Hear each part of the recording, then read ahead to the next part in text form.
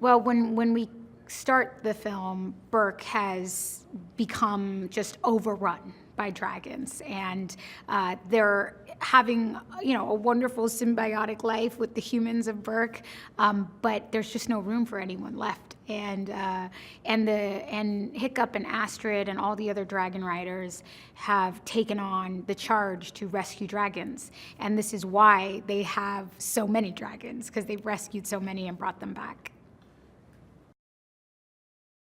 I think that girls and boys alike love Astrid because of her spirit, her sort of warrior spirit. She's not hesitant about her skills and her power, and she just goes for whatever it is that she wants. And she's also, she's self-determined. She knows what she cares about, she knows what her strengths are, and she's unapologetic about them. And I think it's incredible for young girls and boys to see a female character like that in a film like this. The action sequences are incredible and so much fun, and just the amount of action that's going on at any one given time is overwhelming. To think that in the very first dragon movie, they couldn't put more than 8 dragons on the screen at one time. That was, I don't even know how many years ago that's what the technology allowed. And now there's one scene in the film where there are over 65,000 dragons that you're seeing at the same time. It's mind-blowing and stunning and beautiful. And the technology has grown so much since we started this trilogy that as the series has grown, everything's grown, and the capabilities to depict this world have grown, and it's just beautiful. I don't know if I'm allowed to say this part, but when we finally do see the hidden world, when we come into the ultimate dragon's nest, it's just jaw-dropping. Well, you see so many new dragons in this film. The most important one in this movie is the new Light Fury. It's a dragon that Grimmel has in captivity, and it's essentially a Night Fury, but it's a female, and she's all white instead of all black like Toothless.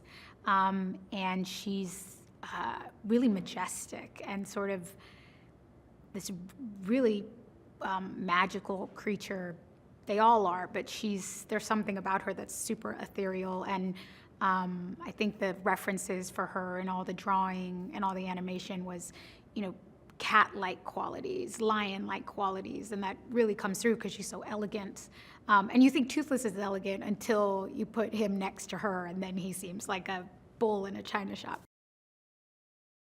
It changes everything when Toothless sees the Light Fury.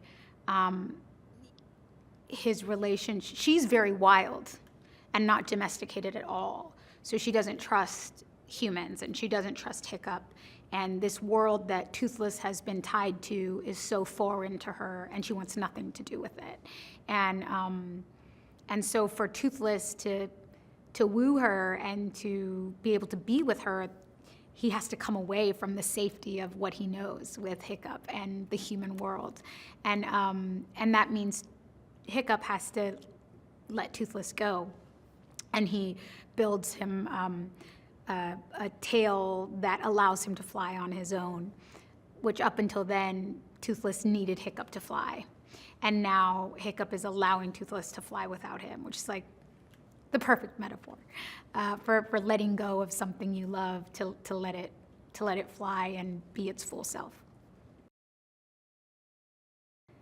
The core of the films have been love and all the ways that we love, and sacrifice, and what we're willing to sacrifice to give more dignity to others. And also it's been about facing fear and facing real darkness, real enemies, real hate, real threat.